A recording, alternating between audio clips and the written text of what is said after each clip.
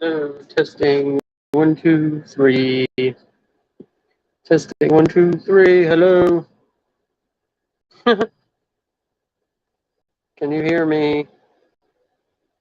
Can anybody hear me?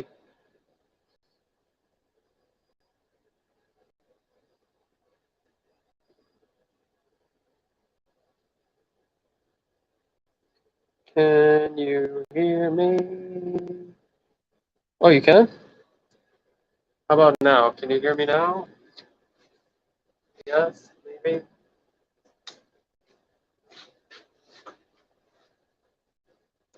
Great.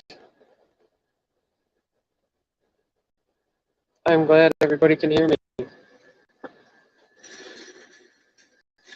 All right.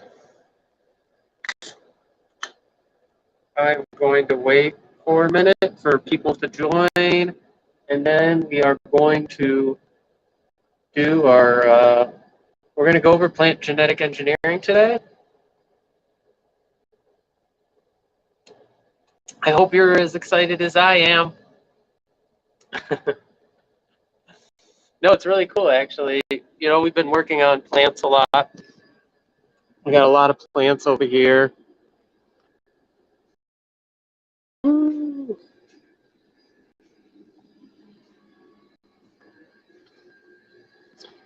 We've been doing a lot of genetic engineering experiments lately with plants. Let's see if we have any over here. Maybe, no. I can't really.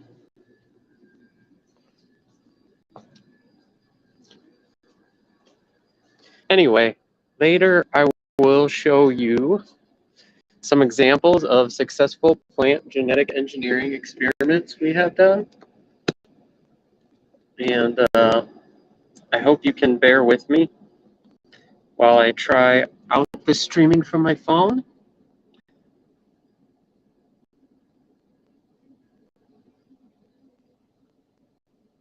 And drink my Red Bull because it gives me all the nutrients I need to be a healthy scientist.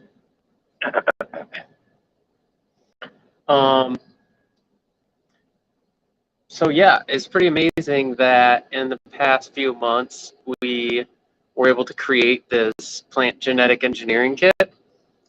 People have been wanting to do plant genetic engineering for a while. And one of the main problems holding us back for the longest time was agrobacterium.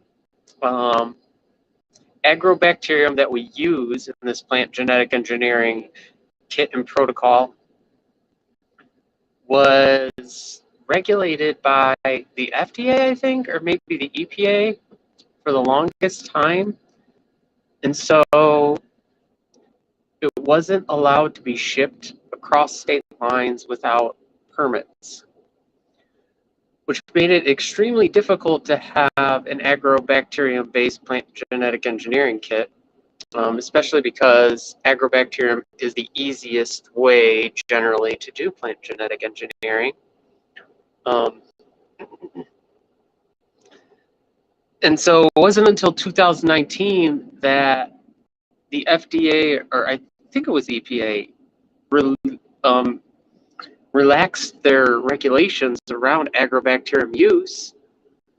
The problem was is that nobody said anything about it. We didn't hear anything about it. The pandemic came, and all everybody cared about was COVID, and so we never heard about agrobacterium. But it wasn't just that; it was also the development of this Ruby system that we're going to use. It was developed by some scientists at UCSD, University of California, San Diego, where they developed a piece of DNA that has enzymes from beet that creates a ruby red color. You know the color of beets? If you're familiar with the color of beets, that kind of like beet red, and they allow that color to show up in plants, which is crazy and awesome because it's such a pretty color, and it makes it like a million times easier to see the results of plant genetic engineering. Before that, I think the easiest method was this method where they used this Gus, which was could create a blue color if you, I think you needed to add a compound. I can't remember, and it wasn't like anything like this at all, but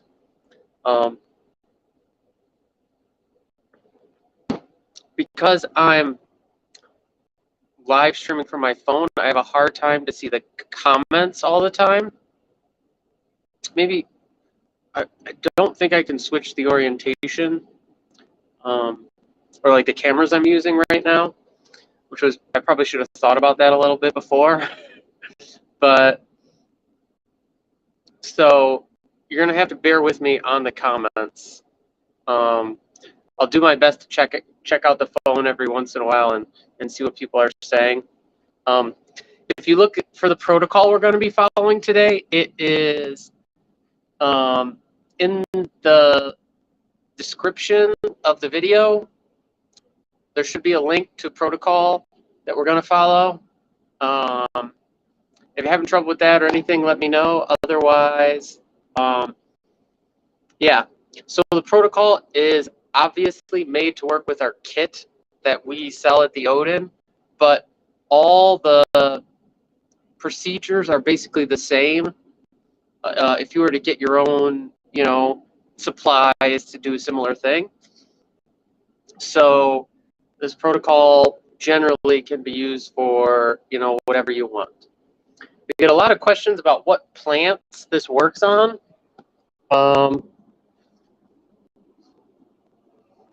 And so the plants that we use is tobacco plant. And that's because tobacco is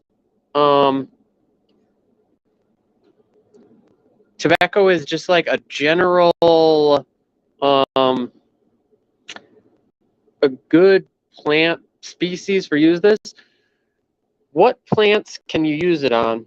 So this hasn't been tested on many plants. One of the reasons I think it works so well on tobacco is that the leaves are so thin and soft. So if you look, we've tried this genetic engineering kit on a plant like pothos.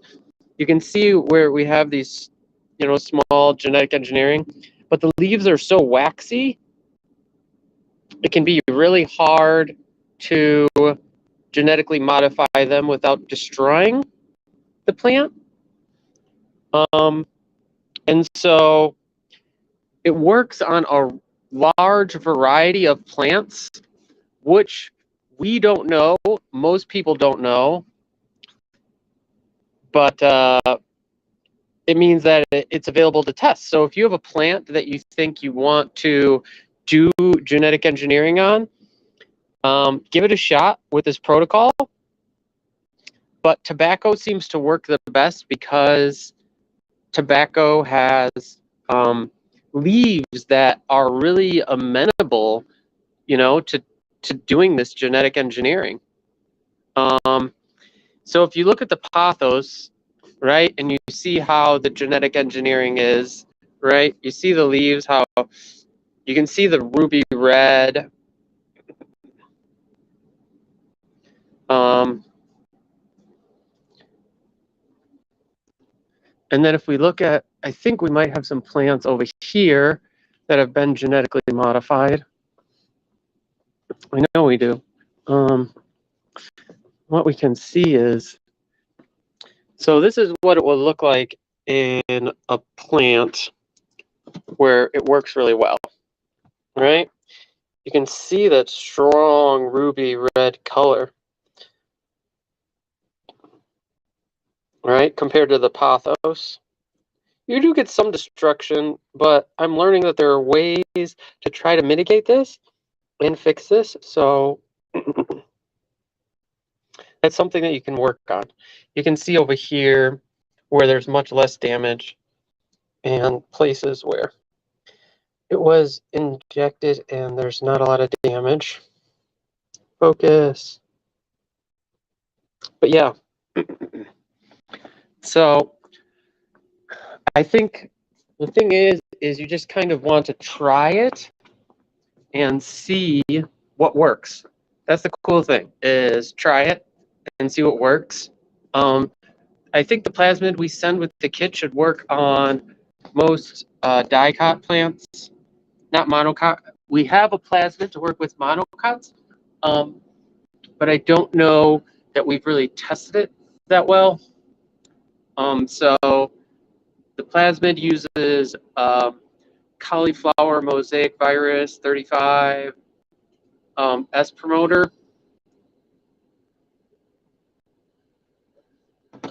And that should work on a large variety of plants. Basically, any plant. Just try any plant and see what happens. The thing is, it doesn't require many resources to try things.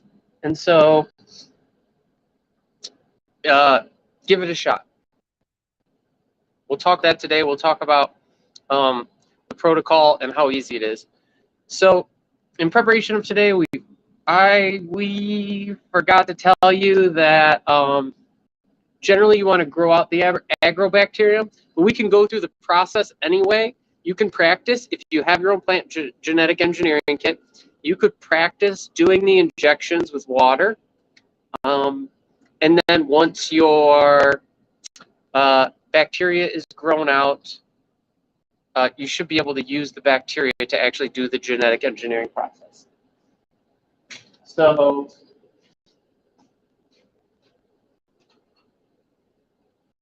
in your kit, you should receive agrobacterium, and the agrobacterium already has the ruby plasmid in it.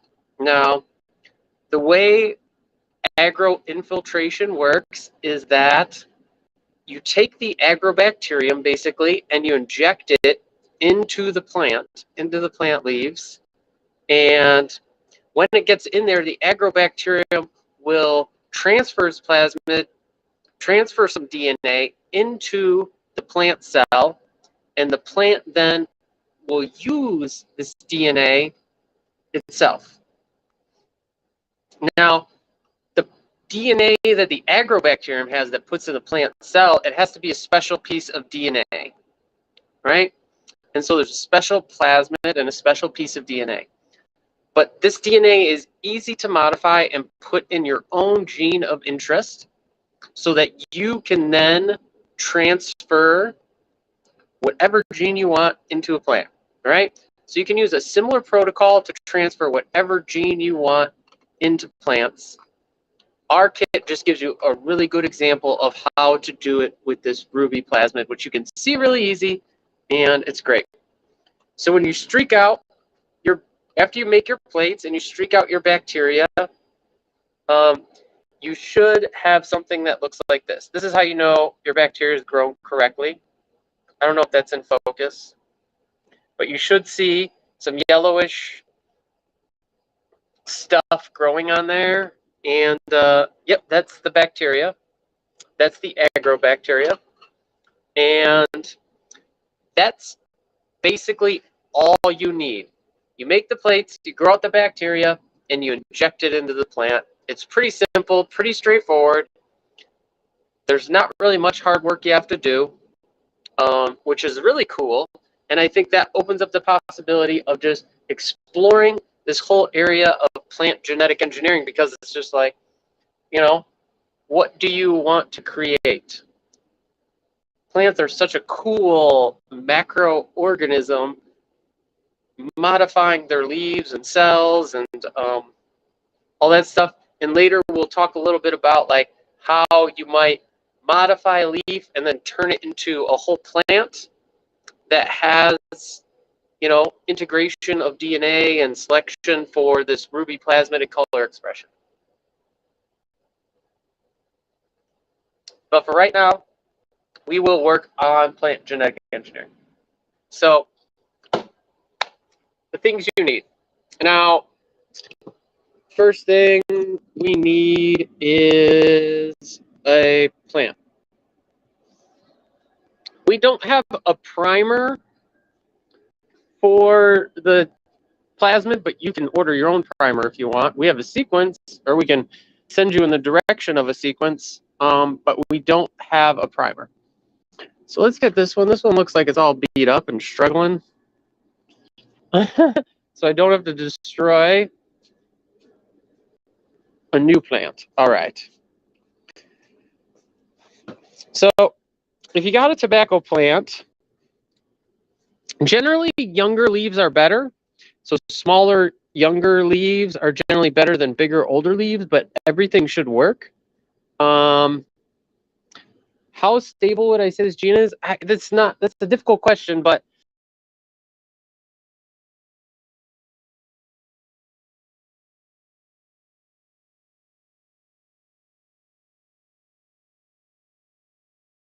the plant, it doesn't go away.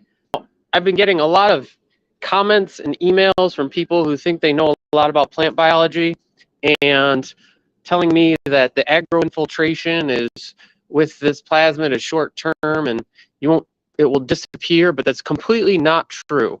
It's completely not true. This agroinfiltration genetic modification is permanent as we can find. So if you see this agroinfiltration right here that genetically modified these leaves, let me just bring it back. This was done probably a few weeks ago. And as far as we know, it lasts for as long as the plant is alive. We have never seen the color disappear.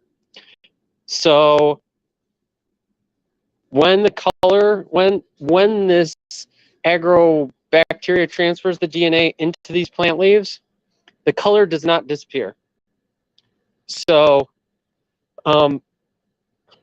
yeah, it is. I don't know what that means by stable, or like how we can generally reference the ability of this, but that's just an FYI. It lasts for however long the plant is alive. We have some plants that are really old that we did this with, and it lasts just great. I don't know if it's safe to eat. You know, I don't know. Agrobacterium is a bacteria. I don't know the safety tested of agrobacteria and stuff like that, but I don't know if it's safe to eat. It's something we've been talking about. Whether you want to try to eat it or not, but I would just say no, it's not safe to eat. Don't try to eat anything that's made with this. Just play it safe until other people figure it out. We figure it out. Scientists figure out how safe it is to the long-term or short-term or whatever effects of agrobacterium modified plant leaves. All right, so we got our plant. Choose your plant. Spinach might actually be a good one. I did try it on basil, and I didn't really see a result, but also it was from, I don't know if I did the best job. So spinach has a nice soft leaf, and same with like lettuce. Like the more waxy the plant leaf, I think the more difficult it's gonna be. So yeah, go with something that's soft and give it a shot. I heard things like cucumber works and stuff, but I think this is more just like give it a shot. You have nothing to lose. Get the plant. This has only been tried on like 5 different plants, and there's literally hundreds of thousands of plants. I don't know, a lot of plants, and so give it a shot. See what happens. So we got our plant. We want to choose the younger leaves. You can choose the old ones, but choose the younger ones. And then we got our agrobacterium. If you don't have agrobacterium and you're following along,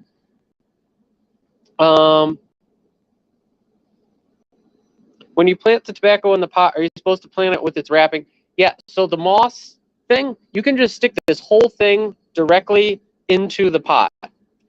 So that shouldn't have any effect on the growth of the plant if you just stick it in there.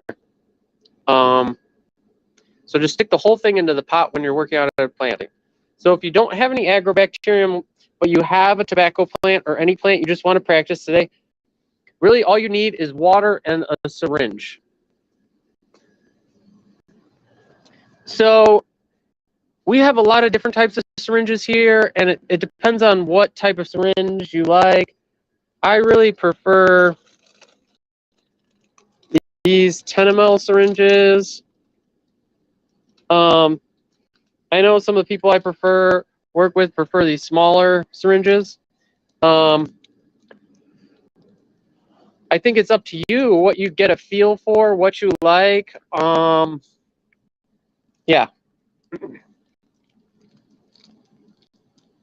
Making plants bioluminescent has been tried by a ton of people unsuccessfully. So I would say the chances of it working are very small, or at least like not, it won't achieve a level of brightness that you probably wanted to achieve. All right. So the buffer. So with the kit is a buffer,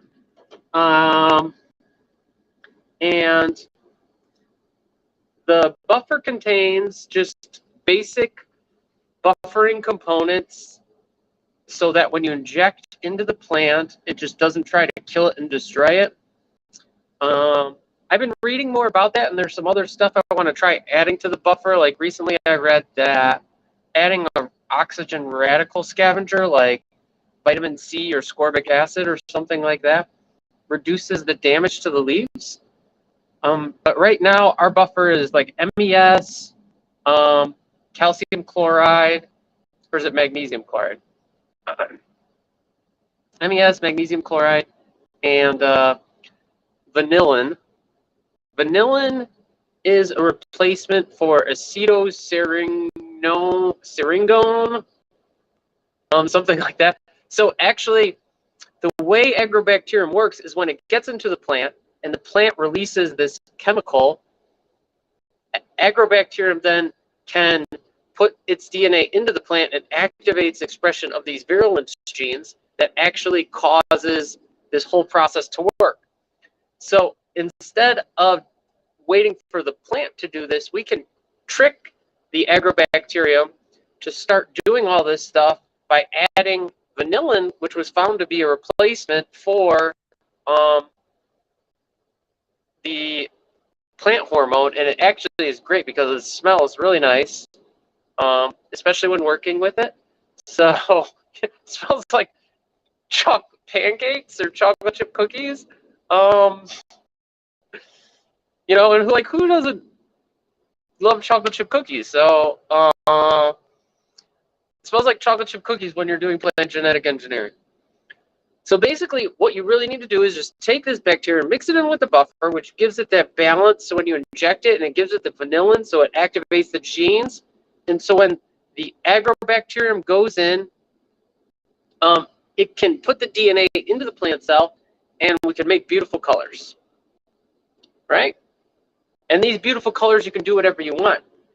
What I think is super cool about this genetic modification of plants and the kit we sell is like, you can engineer these plants, make cool, beautiful plants, and give them to people, sell them to people, create a whole industry around ornamental genetically modified plants. I think that's really awesome because it's like, this is our first kit where it's more than just education and learning.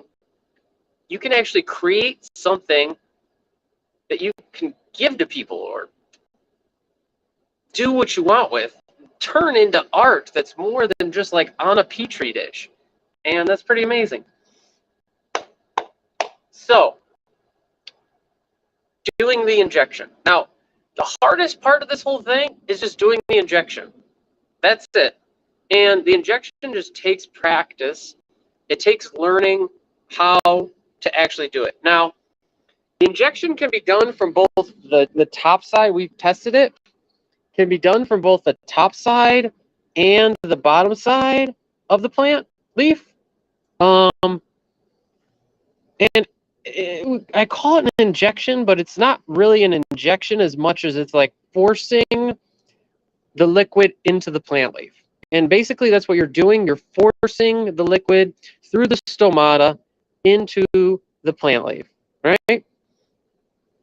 And so you're trying to take the liquid, apply pressure so that it goes into the plant leaf without destroying the plant leaf. So we're going to mix up some of this stuff. We're going to get some practice, and I'm going to kind of give you an idea how all this works. All right? So let's see if we can set this up so we can have a leaf that's in view, and we can see how this is going. Now, some people swear in my lab, swear by using no gloves, because you can feel the pressure of the liquid in the syringe better.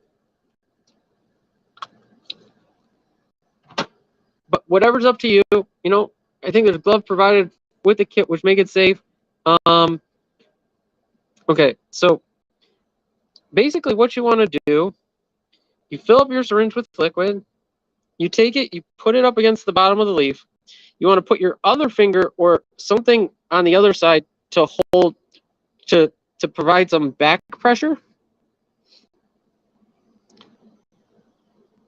And then you just basically want to slowly push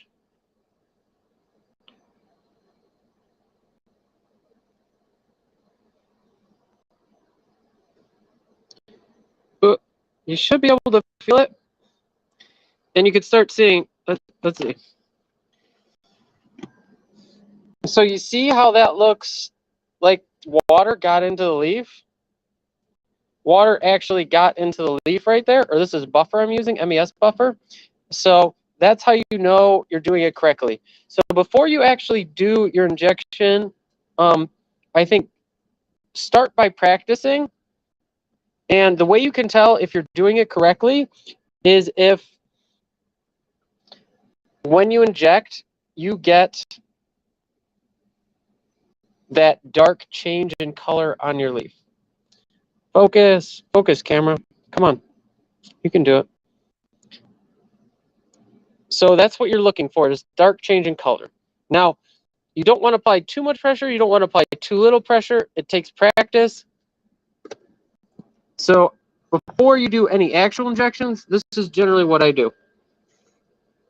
Just take some water, put it up on the bottom of the leaf. Remember, put your finger on the opposite side. Slowly apply pressure. A little bit more, and you should start to see the color change in the leaf.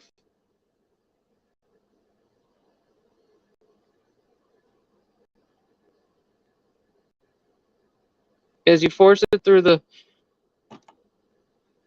stomal openings.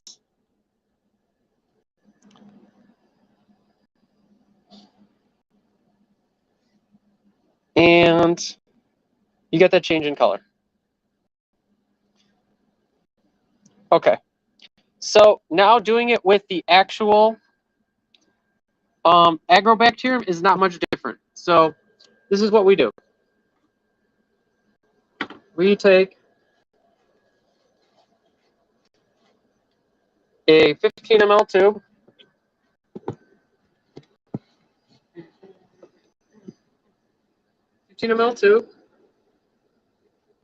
And we add our buffer to it. So there should be instructions on how to add water to make the buffer with your kit. I have my buffer right here. I'm going to fill it up. Now, it says in the kit to do 4 ml, I think, per scrape of bacteria.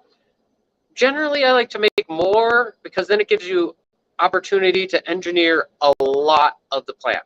So the more liquid culture you make, the more stuff you get to inject in the plant.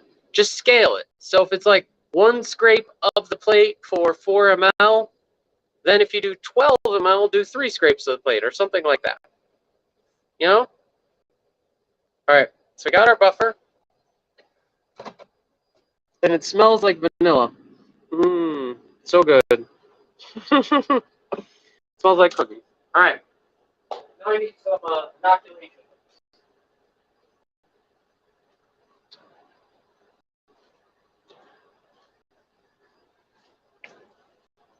Now, what you want to do is, if you have your bacteria on the plate, you want to gently, gently, gently scrape the plate.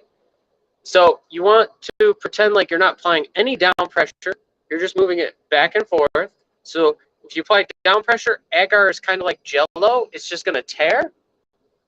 So you're just going to want to just gently move it along the top of the plate like this. And what you should see is a little amount of goopy bacteria on there. Take it and you stick it in the tube and you twirl. Twirl, twirl, twirl. So I did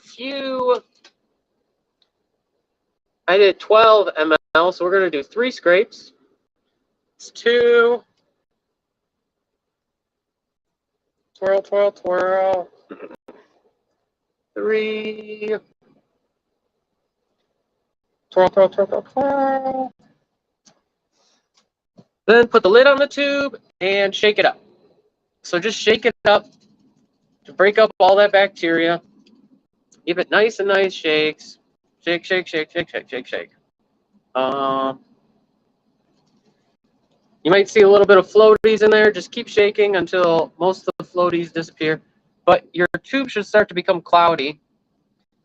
It should still be semi-transparent, but not completely. It should be, opaque, but not unsee-throughable.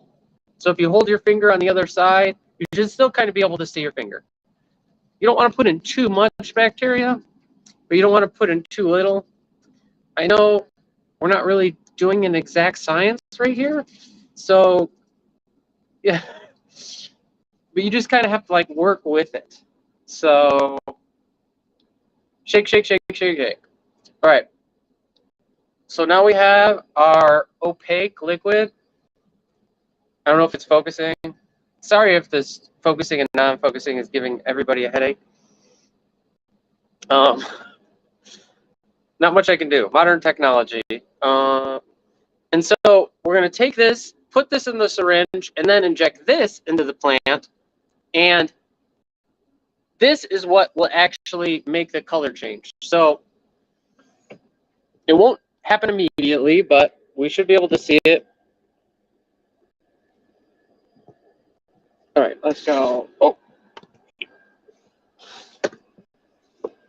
Let's do this. All right.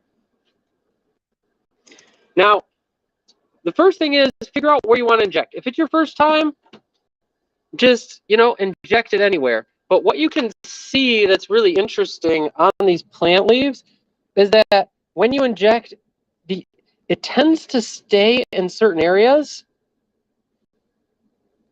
Does it have to be injected? I mean, could you put this agrobacterium in the soil or water? What's up, David? How's it going? It doesn't have to be injected. I've tried putting it in liquid before and then sticking the leaf in the liquid. Some people do what's called a leaf dip. The problem is you need really young leaves or something like that generally. Using older, like a grown plant and not like leaves, cotyledons or something from the seed, you're probably going to have a bigger problem. Putting it in the soil probably won't work as well. I think the problem is what you need is a large amount to see something. And so while some of the agrobacteria might get into the plant and do something, you really need to get a lot in there. And there are other ways besides injecting, but generally all of them involve applying some kind of pressure or force to force a lot of this stuff into the leaf or the plant. And mostly everything is focused on plant leaves. I don't know specifically if it would work in stem or root directly. I haven't tried, and to be honest, I'm not quite familiar with the literature on this stuff. So you'd have to give it a shot yourself, but generally you're going to need a large quantity. And so the injection is one of the easiest ways that can happen. All right. Why did you use vanillin when you already have the agrobacterium? Vanillin activates the genes so that the agrobacterium can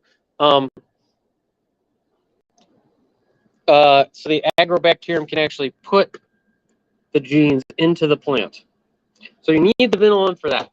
Do you need the vanillin? Technically, I would say probably not, but you have to understand that a lot of these things, what we're doing is we're working on probabilities, and so the greater the probability that you can get it to work, the better it works, right? So in the wild, in real life, there's no vanillin in plants, and it still works. So, right, it's not such an issue, but here, doing genetic engineering, we're trying to do our best to see some results.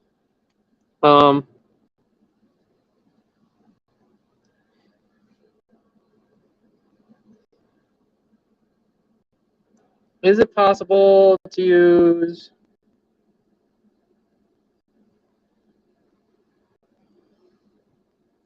agrobacterium? Would some form of electroporation work? I don't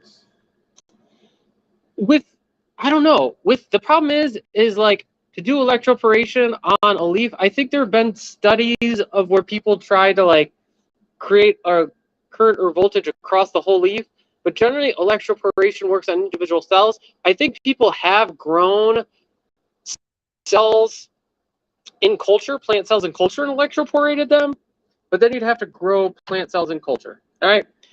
So I have my syringe filled with the agrobacterium, and back to the patterning. So we can see what kind of pattern we want to create.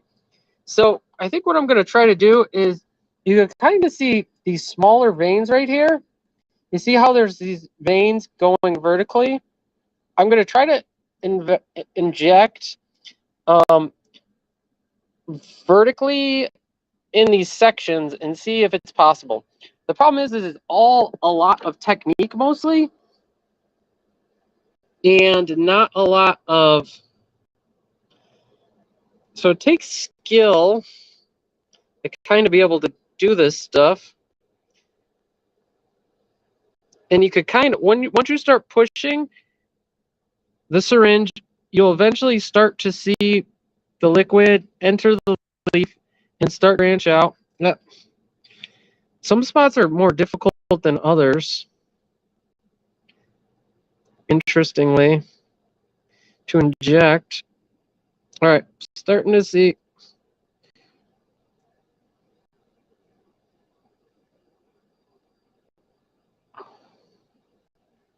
It's doing okay.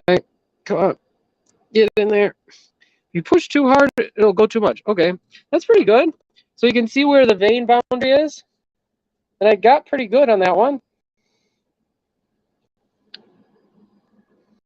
Now what I'm going to do is do the next one. So I'm going to skip that one and do this one right here to try to create, an alternating pattern of color.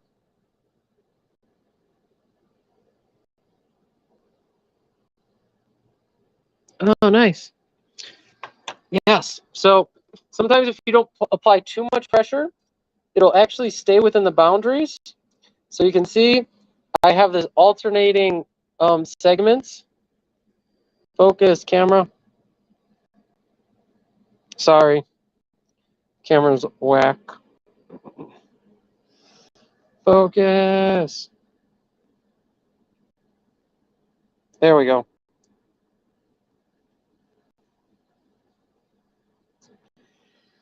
Some people do soften the cell. They do make slits or cuts or try to scrape some stuff back. So that's definitely a possibility. A lot of this stuff, there's not like an exact method for every plant. And so it's going to kind of be for trial and error, depending on what you're working on. So this is pretty cool. Right now I got these alternating patterns right here. No, you know, injecting into the veins doesn't seem to work. You do have to inject directly into the tissue, and yeah, that's just something that you have to do. All right, so let's see.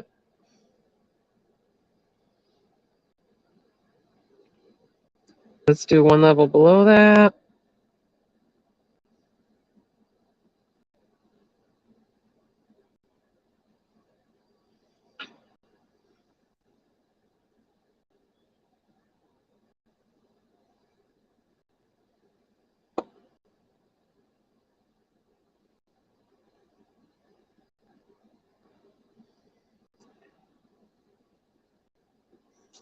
Oop. Skip that one. Do maybe right here.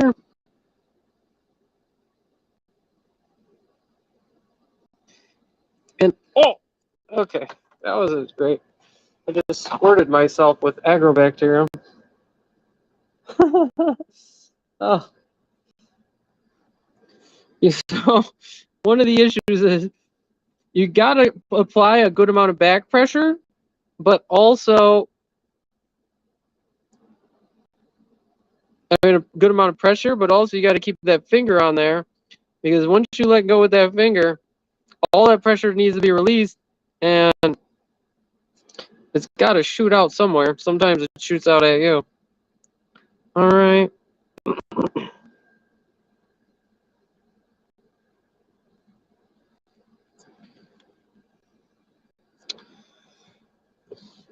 So let's see if we could look down. So you can kind of see what the pattern when it develops is gonna look like. Oh god, keep it PG in here. Come on.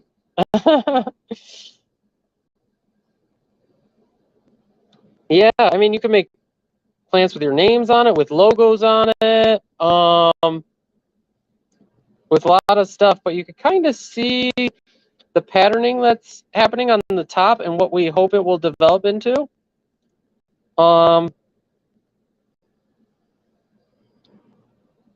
Usually after you inject, it takes like 2 to 5 plus days to start seeing something.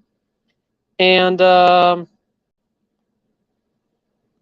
one thing that can help is warmer temperatures, for sure. So keeping them at warm temperatures, keeping them healthy. I think I read a paper where it showed that if you put the plant above 30 Celsius, you see better gene expression. So, you know, that's an option. Taking the plant after you do the injection, putting it at warmer temperature, making sure it gets the sun and everything it needs. Yeah, I mean, there's so many cool things you can do with this besides, you know, will a ruby gene be past the seeds? No, not like this. How do you get agrobacterium to host other genes? You have to take the plasmid and put in the gene that you want to see in the plant.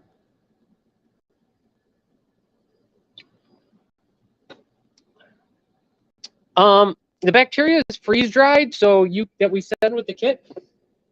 So you can, it should last a good amount of time at room temperature or in your fridge. But if you want to store it for longer periods of time, freezer is definitely better.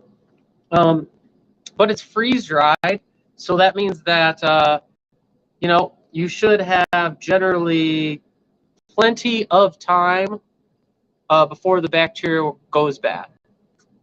But yeah, if you had bacteria that goes bad or anything like that, you can always contact us and we can provide you with more. You know, we're here to help. We're not here to just try to sell you another kit. So if you lose your plant, if your plant died, if you're trying to, you know, if you need more bacteria or something like that, the thing is, if you make a plate, take it and stick it in the fridge in a Ziploc bag, and then next time you want to do more experiments, just streak out a new plate. You'll have fresh bacteria. You can do another experiment, and you could just keep doing that. Keep using the bacteria and streak out a new plate. and to get fresh bacteria. And you could make essentially this agrobacterium last as long as you want, as long as you have plates to keep restreaking it out. It should last a long time. You can make glycerol or other stocks of it and stick it in your freezer to last even longer. But there's ways that you can make this last a long time. And you don't necessarily have to use all the agrobacterium at once that we provide.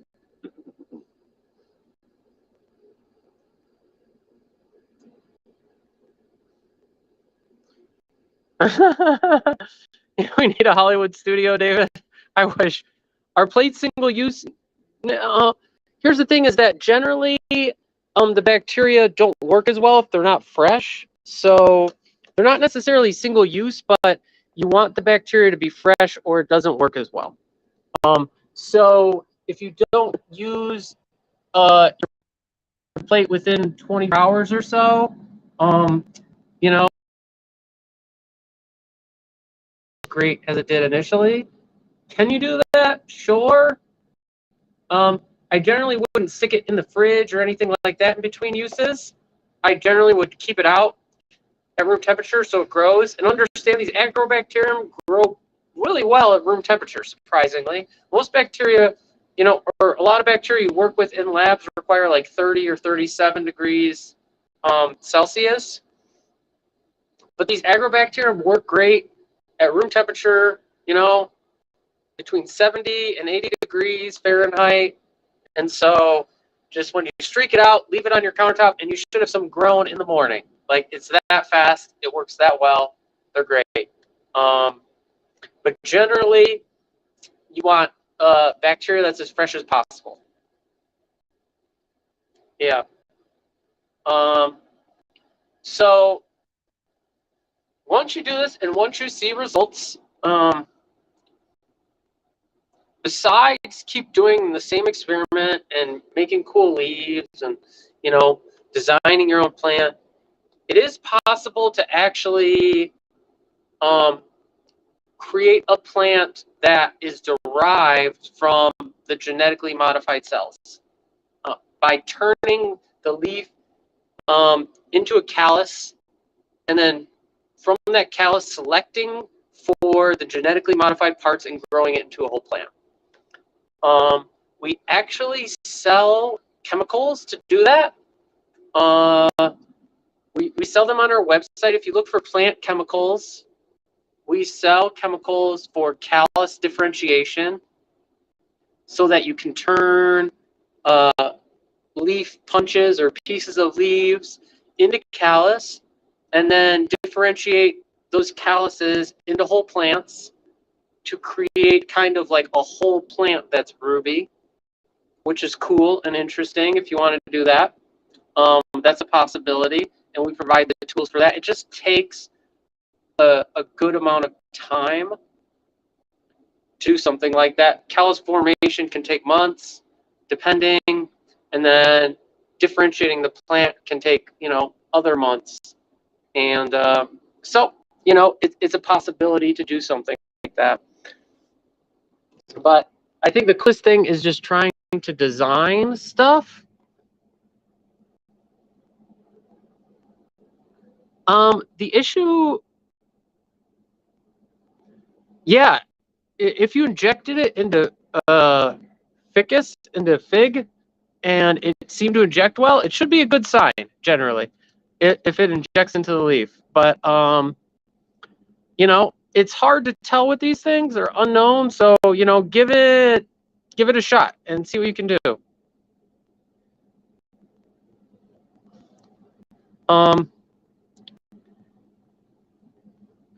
No, so you can't just add a plasmid to add the ruby genes. What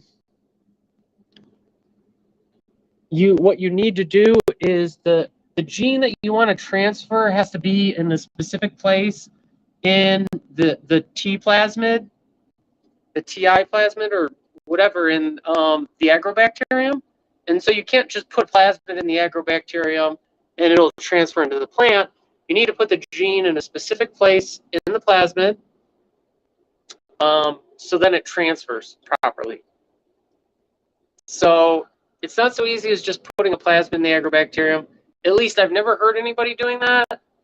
So, but generally there's specific sequences that need to be surrounding the DNA in order to get it to work.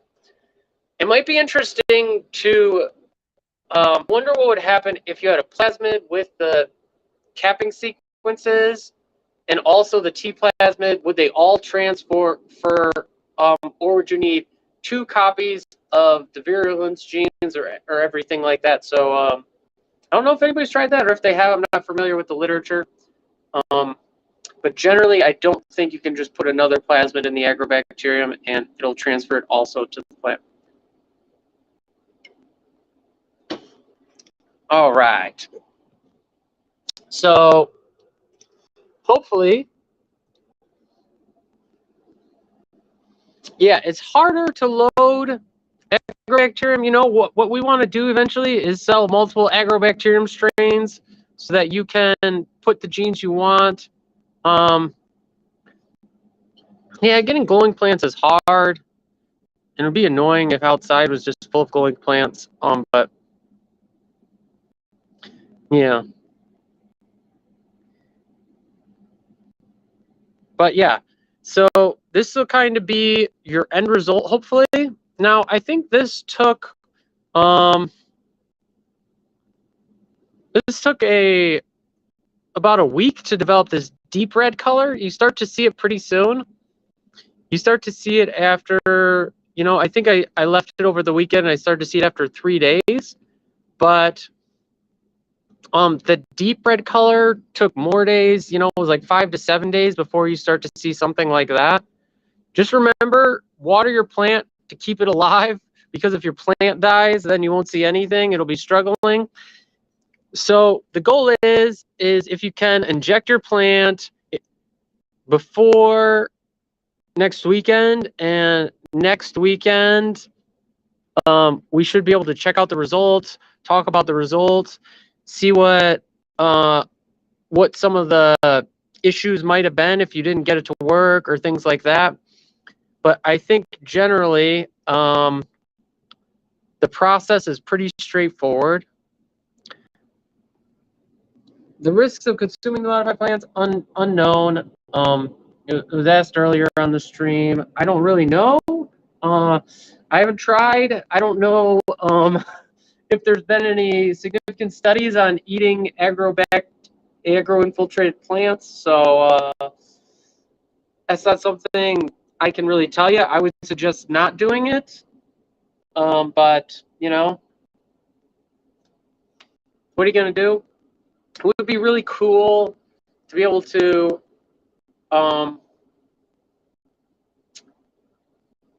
like edit edible plants to change their color if it was this easy. But, getting rid of the agrobacterium when you make a callus and everything like that, I think is possible.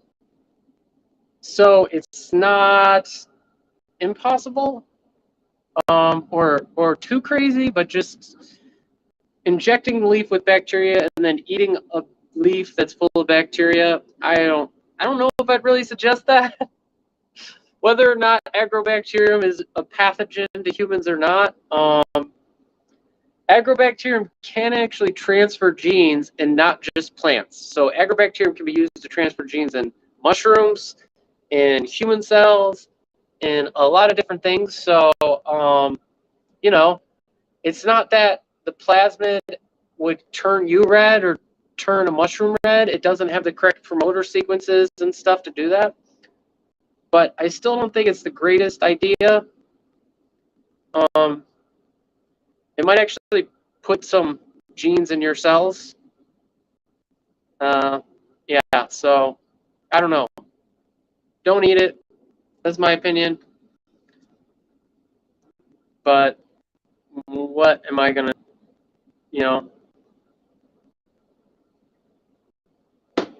All right. So I think that's pretty much it for at least the hands-on portion. It's pretty straightforward, as you can tell, right? It's just the hard part is getting the injection technique down, and I think that's just something you just have to practice and over again. Keep practicing, right? Just keep trying to inject. In the beginning, you're probably going to destroy some plant leaves, which is okay. The goal is just to get to the place where you can inject and you can't really see any damage. And that's just, having the correct flow rate from your syringe into the leaf. So yeah, something to work on. But I guess if you have any questions about this process right now, let me know, and I'll do my best to answer your questions so that we can figure out what you want to know or how to do this whole process. I need like something to be able to read the comments. You're scared of the Annihilation movie.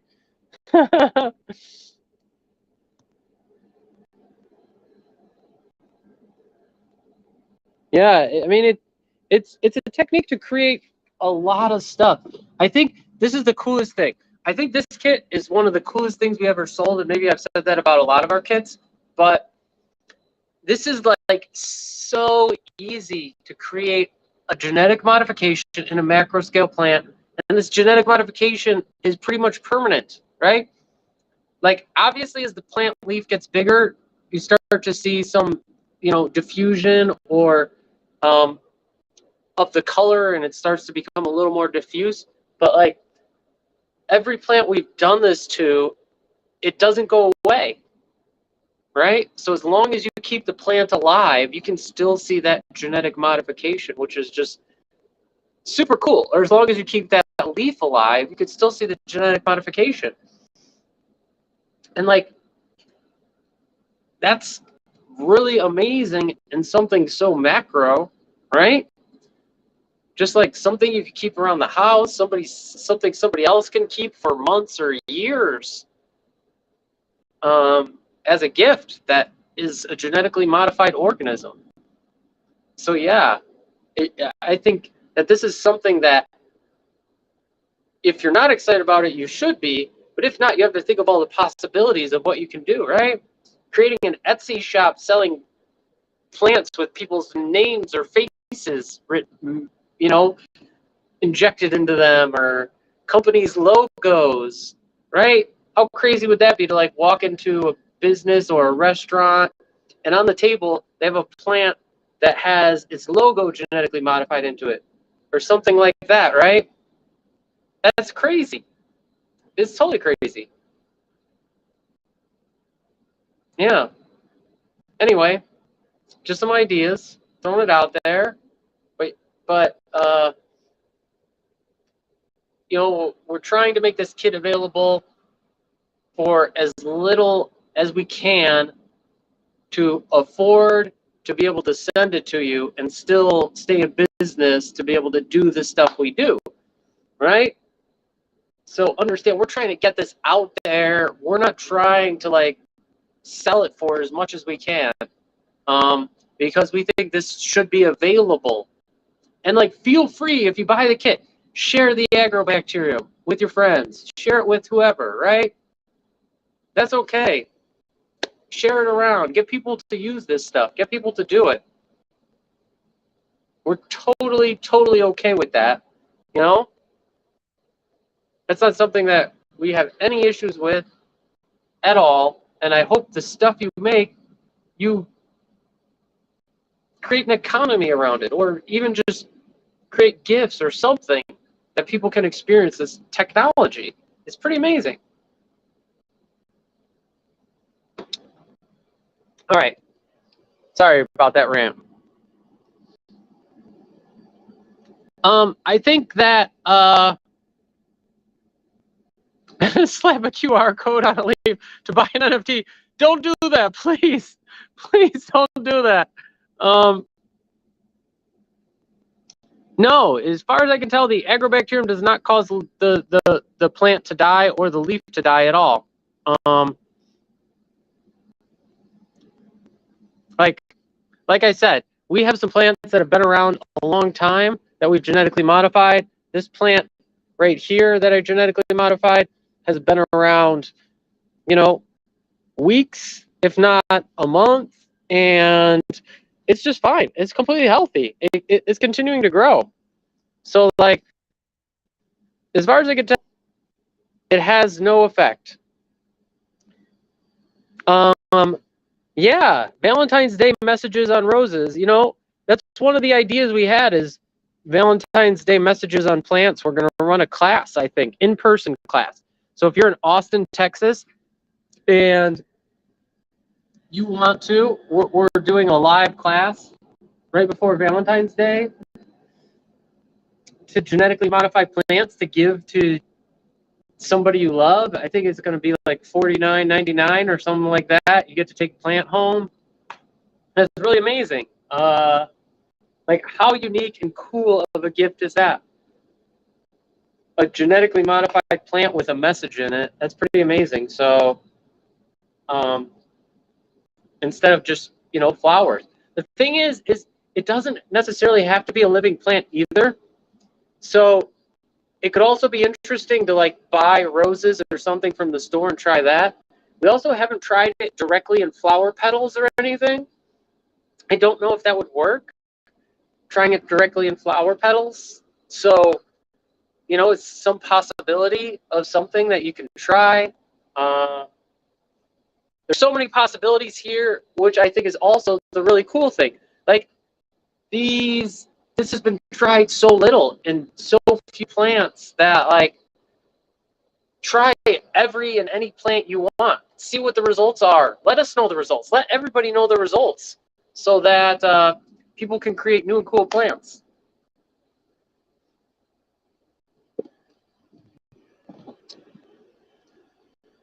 How can you travel to Texas cheap? I don't.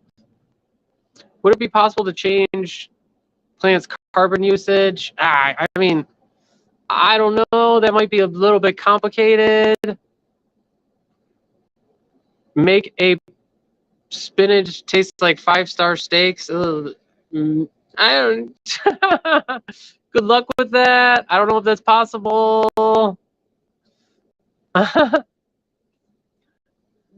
The agrobacterium doesn't kill anything, as far as I can tell. It has some genes removed, so in the plasmid, so that it doesn't have negative effects. So, like, as far as we can tell, at least on the scale of months, it doesn't kill any plants, right? We have genetically modified the leaves of plants, and they have survived months just fine. So I don't know how worried I'd be about it killing plants or anything like that. Not to say if you have a very precious plant, I also wouldn't try to genetically modify it. But, like, I would say mess around with it. See what happens. I mean, that's the cool part about this is that you get to participate in the science of, like, see what happens, right? I think that's the coolest part about science is just seeing what happens, messing around and seeing what happens. And so you get to mess around and see what happens with this kit and let us know. Show us pictures, right? And the cool thing is it's such obvious and striking result that it's not complicated to see the results. It's not complicated to do. And it adds a lot of,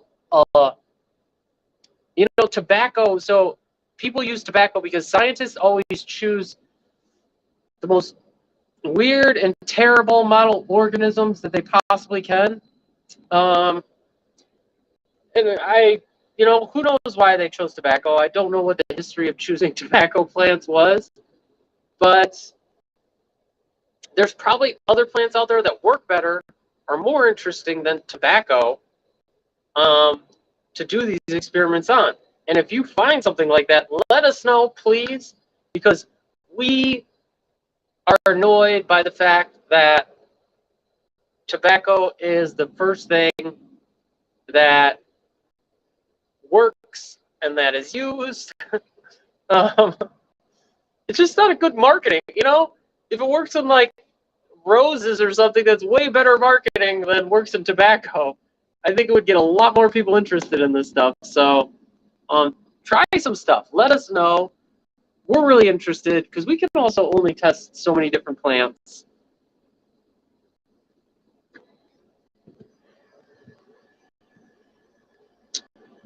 Science. Fucking around and finding out. Yeah, I agree.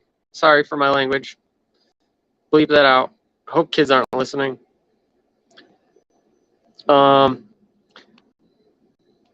So does anybody have any questions about this process or anything like that?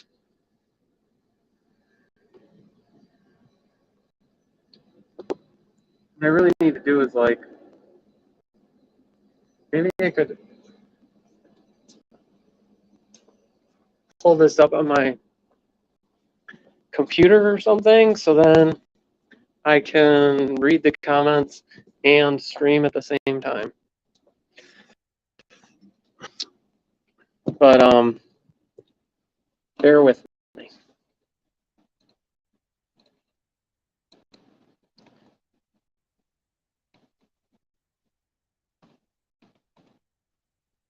All right.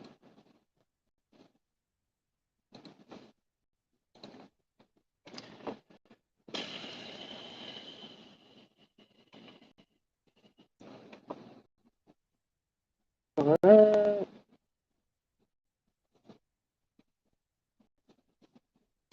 All right. There we go. Cool.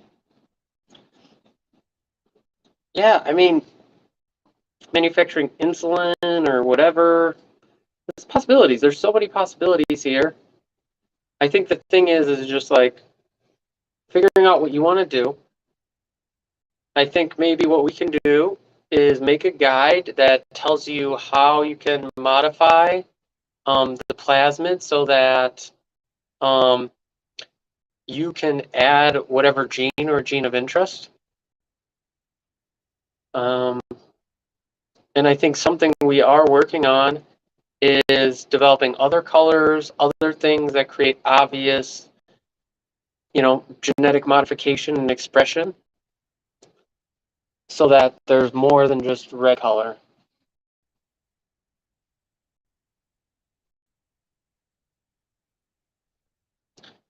Bamboo.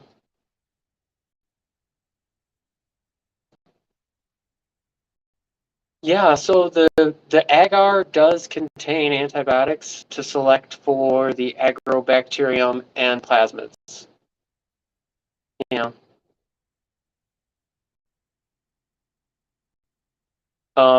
What antibiotics are in the media should be in the protocol. You know.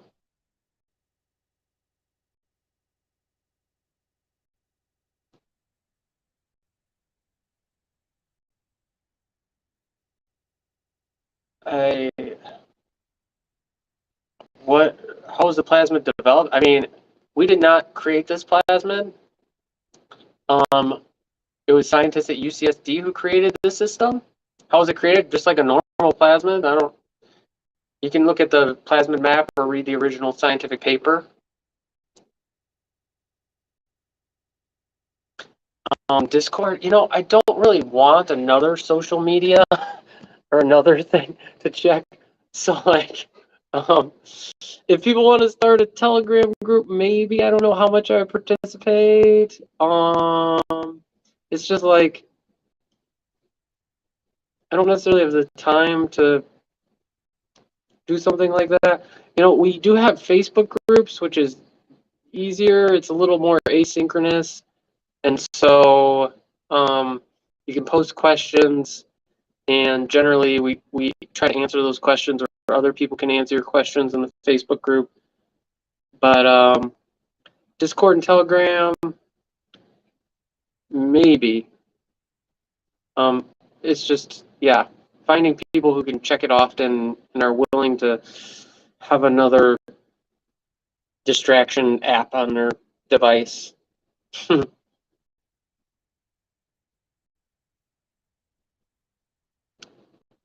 um,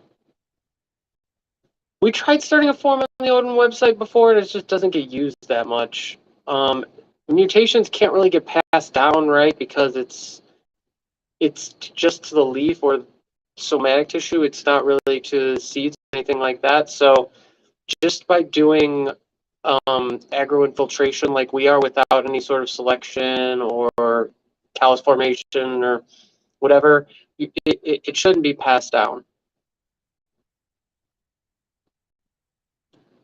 I guess there's a telegram.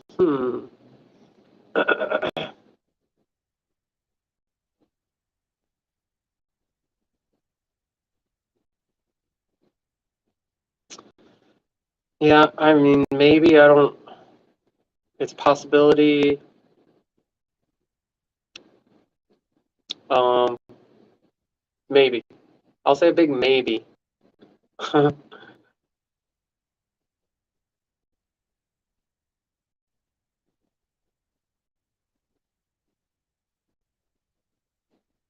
What about like Slack?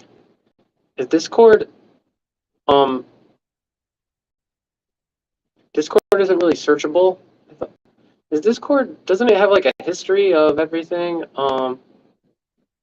Thanks, June, for coming and chatting. Appreciate it. Um,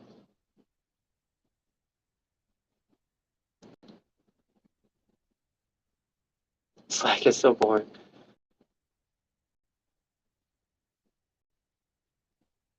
All right, have fun at class. Cyano fight. Reddit. Oh god. Tech bandits. You're forced into Discord. Oh god. Really? Really, David? Interesting. Thanks for coming, Mental Mayhem. That's interesting. Yeah? You're not against Discord? We'll have to talk about that. I'll hit you up and we could talk about Discord. I'm interested to hear your opinion. Thanks, Robin. Thanks for coming.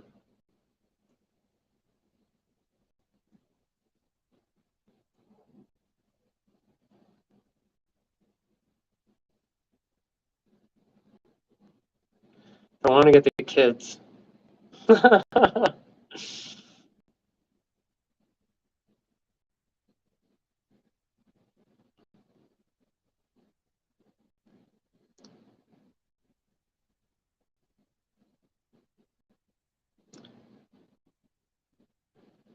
Hey, Daryl. What's up?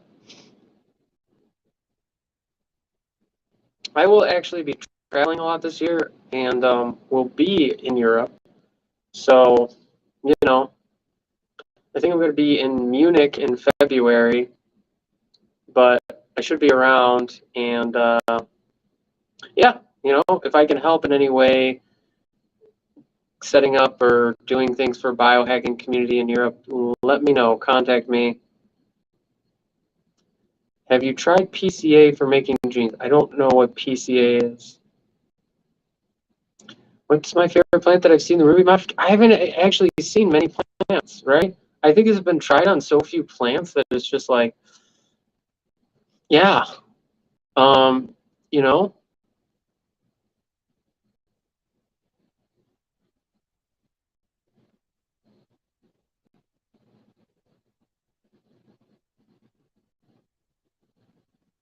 yeah, if you can come, um, polymerase cycling assembly for making genes. Oh, you're talking about like, I just order genes and have them synthesized.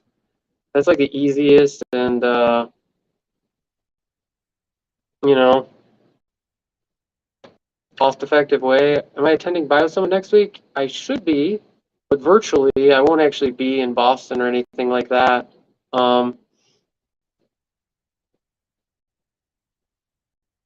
Yeah, no problem, Max. It's definitely something we're trying to do. We're just trying to get this stuff out to people.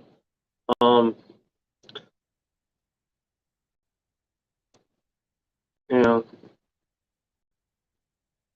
Yeah, Biohack the Planet in April. Yeah, we're having a conference in April here at the Odin HQ, this space that you see here. So if you want to come hang out, learn some science, you know, come to our conference.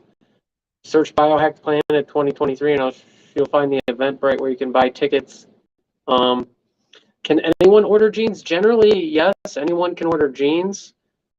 It's way easier if you pretend like you have some genetic engineering company. They usually don't check, but just pretend like you're some scientist when you sign up. And usually anyone can order jeans. How much does it cost to order custom jeans? It really depends on the size and length of what you're ordering. But generally, I would say your average jean is probably somewhere around $300.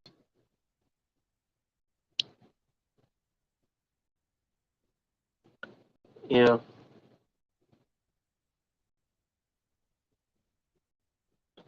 Um, Gym 10 times cheaper. I mean,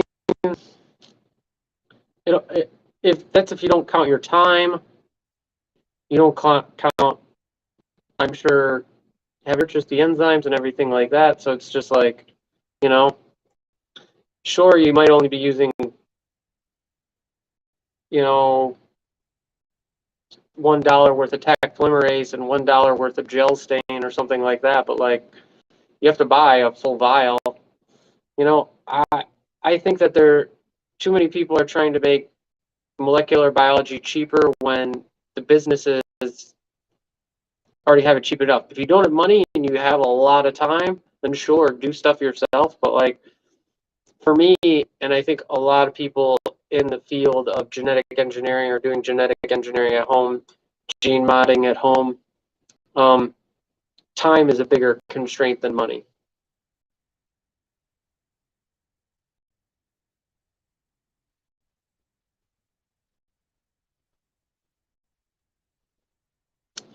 Who would you recommend buying custom genes from? I generally use GenScript. Um, they can be a little wishy-washy depending, but pretend like you're from a company, like I said, and usually they're pretty okay.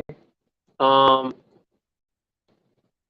thanks, David. Thanks for coming, and I'm really interested to see how your plant turns out.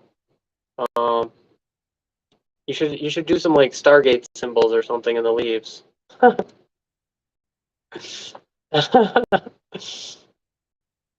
and I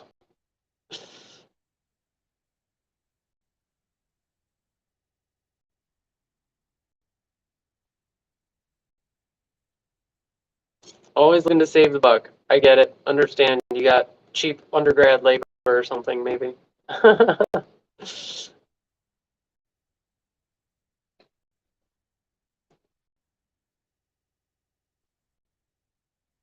Academic people are a little tedious. Ooh, shots fired. Um, yeah, the thing is that like there's a certain amount of money that you save that ends up not quite being worth it. You know, sometimes the cheapest thing isn't necessarily the cheapest in the long run or the easiest, and so I think finding a balance, between like uh, what you're comfortable with paying and what you're comfortable with doing.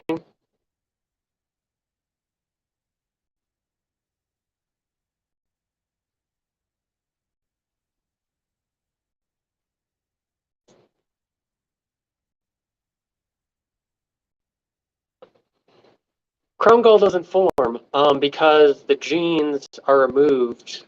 So when you use agrobacterium and the plasmid that we have, crown gall doesn't form. Yeah. So it shouldn't be an issue.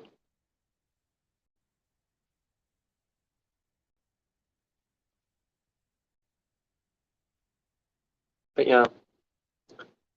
you should, after you do the experiment, you should still have happy, healthy plants.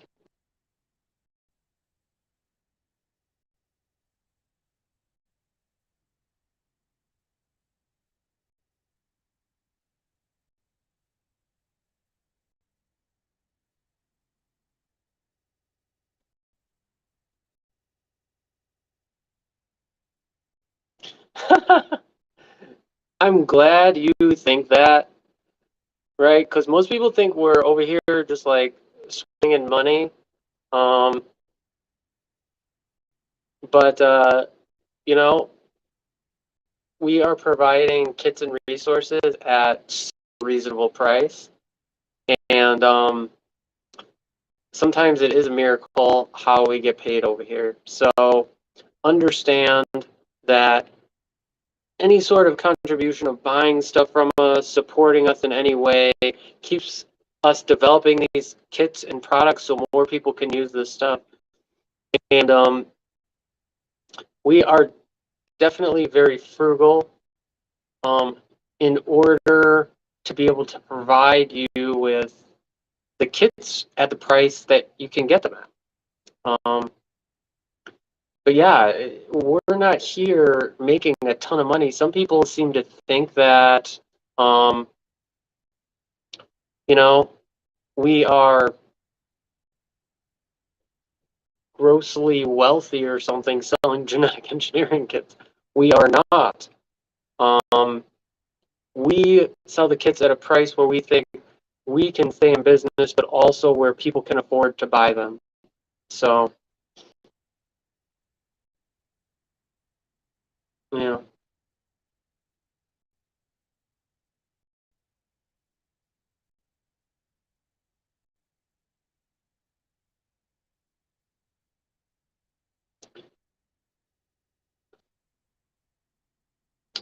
Oh, cool. That's really cool. Yeah, honestly, I want to see somebody try this in cannabis and see how well it works in cannabis leaves. So if you're in a state that owning cannabis plants is legal, buy the kit or contact me and maybe we'll send you a kit for free so that you can test it out in cannabis plants because that'd be pretty cool, you know?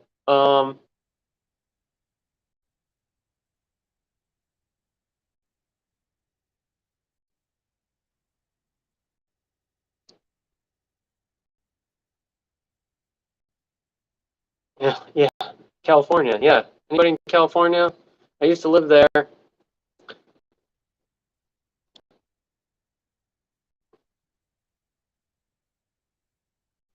Can you make plants produce vanillin to make the smell? That is a good question. Vanilla is actually really expensive. Um, so that would be interesting to genetically modify plants to make vanilla vanillin. Um, I kind of like that idea.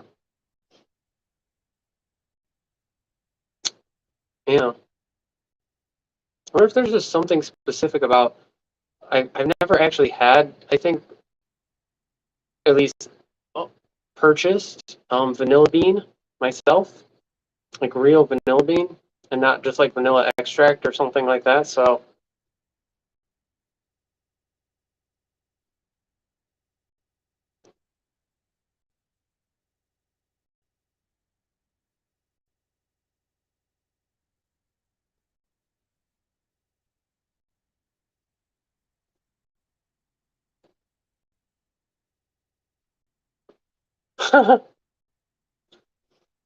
yeah, what's one thing we're trying to figure out right now, Jim and David, is just like how to best draw stuff in the leaves because right now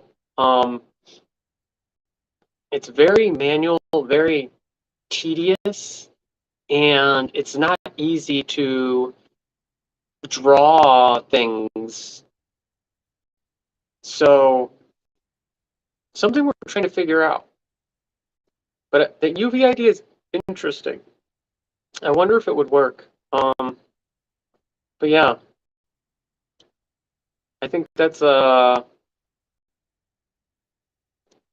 problem. You know, that's like it's so manual and so just like labor intensive and hard to get detail. Um, that yeah, something we're definitely working on.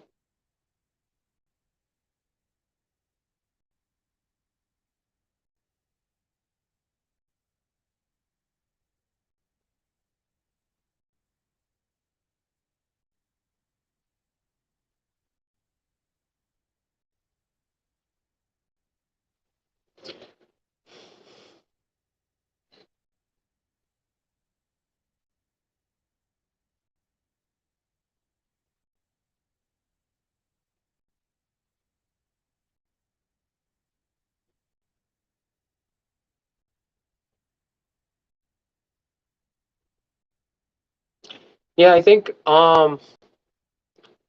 yeah, I, I I wonder what kind of damage the UV would do because it has to penetrate the leaf. Um, so I wonder if it would just kill the agrobacterium, or if it would also kill the plant cells, or if it would kill the agrobacterium even, or anything like that. I mean, the only way to tell is try, but it's also difficult to. Um, you'd have to inject like a huge part of the leaf, which isn't impossible. We've definitely done that. We've turned like huge, big tobacco leaves red, like the whole thing. It's just a process, right?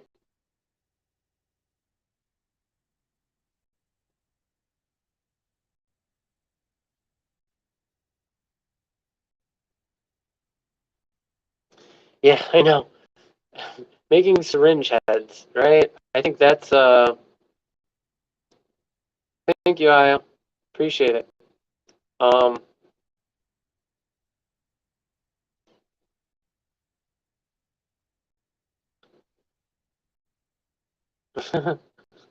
yeah, in Canada, I'm sure there's cannabis plant, isn't it illegal?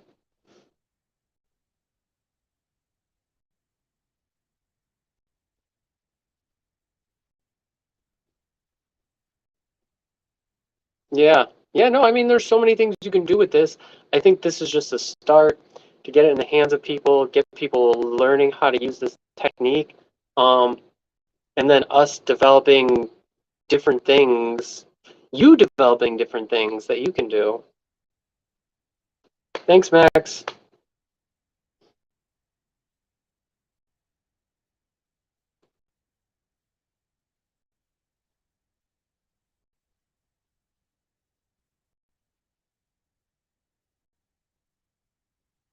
But yeah,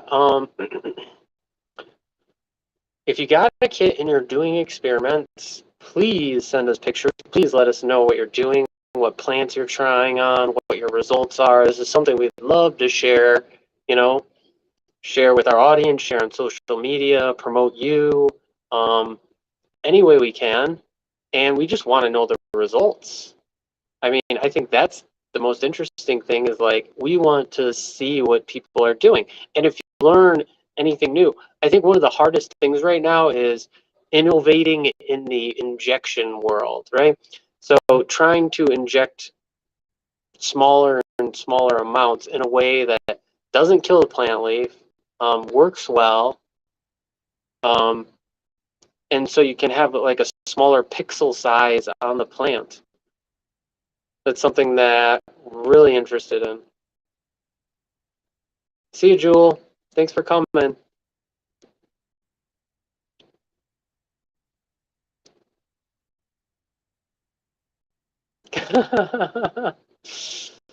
Canadians can't have a conversation without showing off their Canada. Hey, come on. David's a pretty good guy.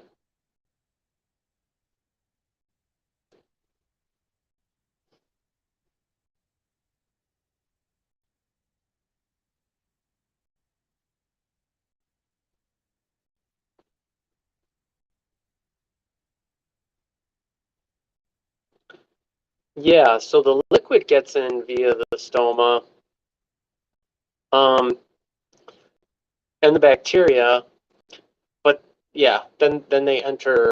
or inject the DNA into cells. I don't think the bacteria actually enter the cell. I could be mistaken though. I think they inject it into the cell.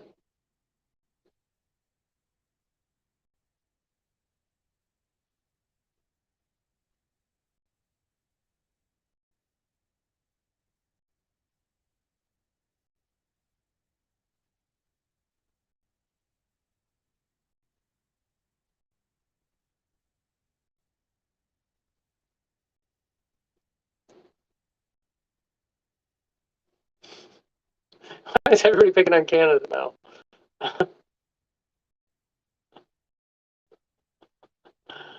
Y'all are funny and mean.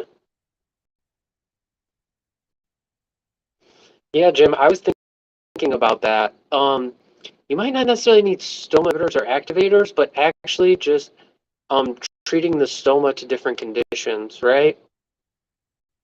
So the stoma open up and close depending on light and I think temperature and other things.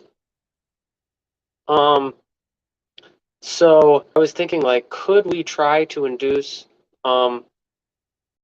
opening before you do the injection by subjecting it to different light conditions or something like that? Yeah, maybe an ion, you dunk it in or something. Yeah, it, it's something that I've been thinking about also for sure. I think it's a possibility. Yeah, that is an interesting idea, David.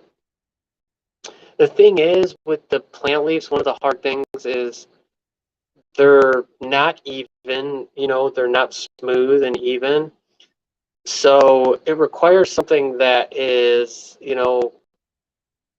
has some, its shape can be moldable. Um, so it's an interesting problem to say the least.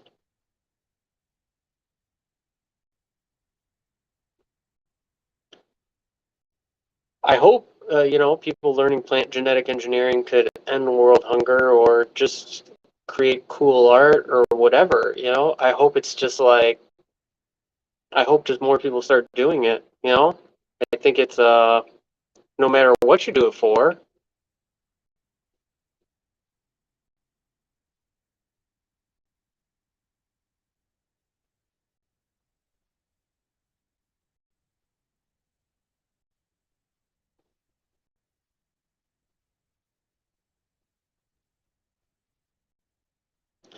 Um, the problem is with the tattoo gun. A lot of people have asked this question or brought this up. A tattoo gun actually takes a needle, stabs it in, and when it pulls out, like deposits ink where it's stabbed. And the leaves are so thin, and the amount that is deposited is so small. I imagine it'd be really hard to use a tattoo gun without doing significant damage to the leaf. Um, yeah. No, the modification does not get passed on. I mean, as long as you just keep it in the leaf, it's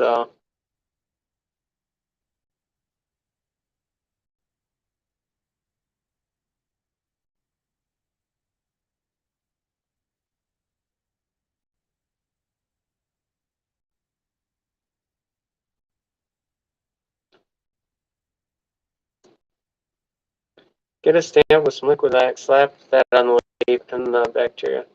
Yeah, we haven't tried anything, in terms of like what might be an interesting idea is taking something, like cutting a pattern and like tape or something, soaking them in the bacteria and like placing it on the leaf in certain patterns and seeing if the bacteria will actually just like go into the leaf.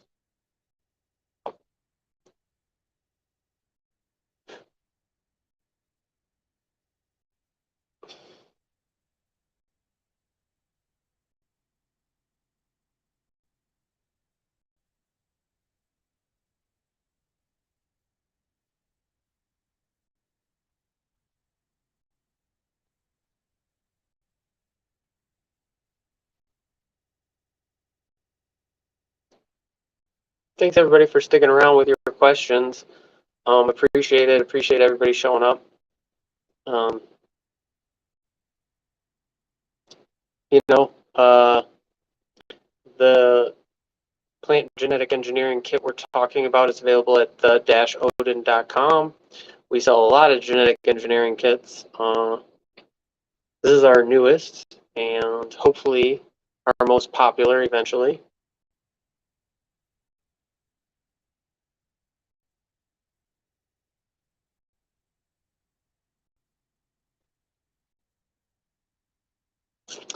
I think the lily pads are very waxy,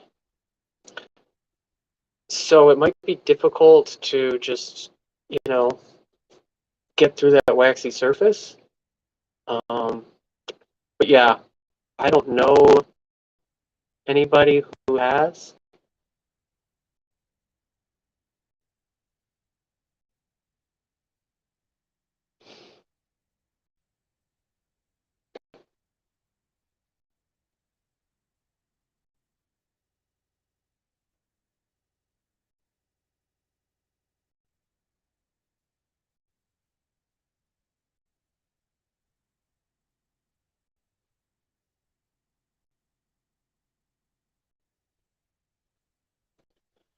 What is the best starter kit for someone who knows nothing about any of this but is interested in starting? I think it depends how much money you're willing to spend. We have a genetic engineering kit. That lets you put jellyfish genes and bacteria for, what is it, like under $50?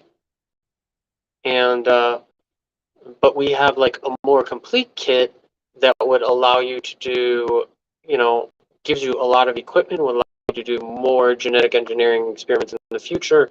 Our Bio 101 kit, which is like $350.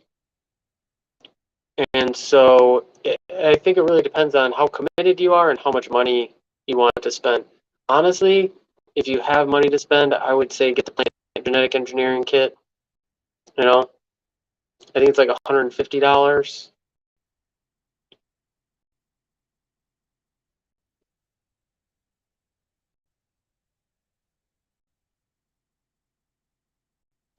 Um, I think people have put aggro directly on seeds,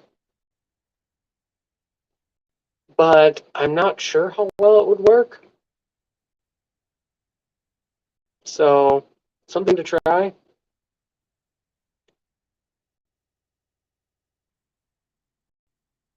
Yeah, or you can get a whole home lab that we sell for, depending on what components you want, we sell it for around like 15 or 1600 up to around $3,000.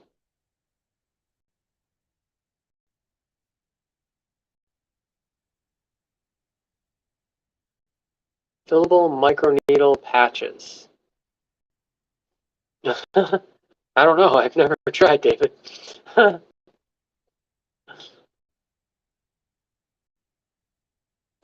Apart from agrobacterium, what other ways are there to genetically modify plants? So generally, they call ballistic bombardment, which is you kind of like shoot the DNA using a high pressure gun that shoots gold nanoparticles at the cells, and it enters in. Protoplast formation, which is you take the cells from plants and kind of strip away the cell wall.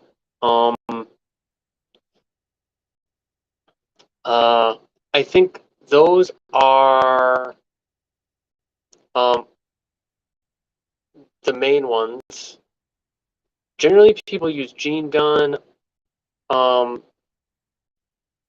Is probably one of the most popular, but agrobacterium is the most popular for doing these just small scale genetic engineering and leaves and stuff like that.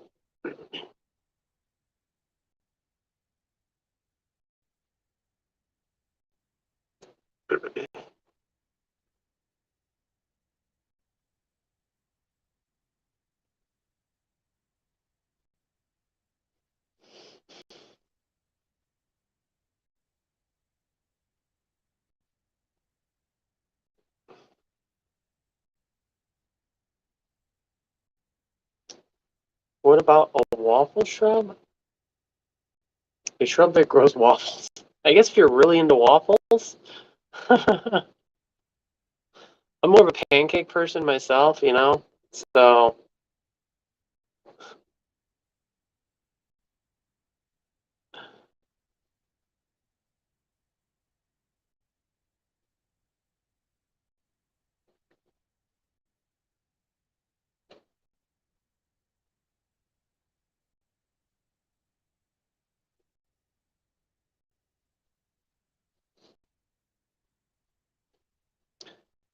all right. Any more questions about the kit or about the protocol or anything like that? Also, if you have questions that, you know, come while you're working on the kit, we have a Facebook group that you can join. The Odin School. We also have, you know, Biohacking and Genetic Design Network Facebook group. You can email us. You can contact us on social media, and we will do our best to get back to you and answer your questions as soon as we can. I'm into flat surfaces. You know, I'm not against it. Yeah, the frog kit we don't really sell anymore because it's really hard to keep frogs and crickets in stock, and the demand for the kit just wasn't there. So it is unlikely that the frog kit will be back in stock anytime soon.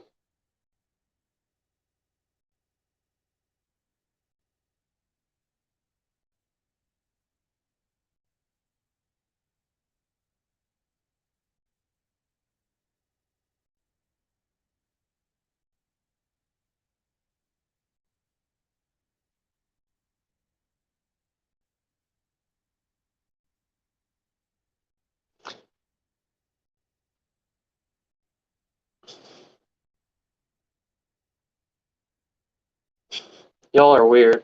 I'm just saying. I thought I was weird.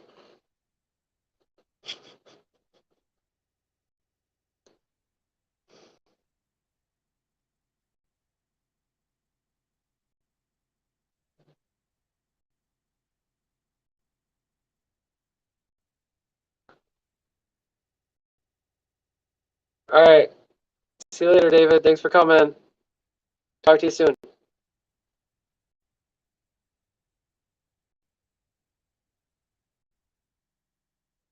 Thank you, everybody, for coming.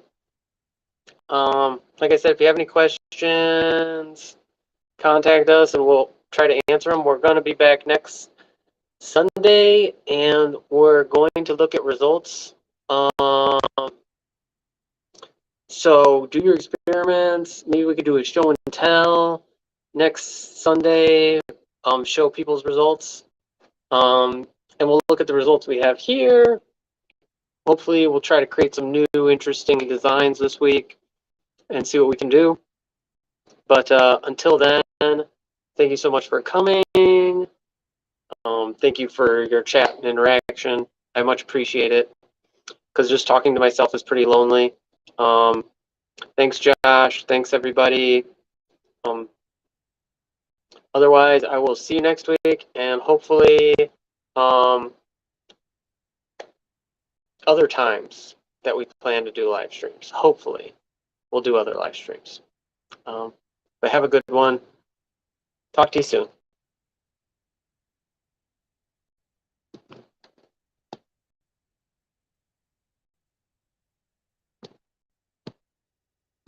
How do I stop?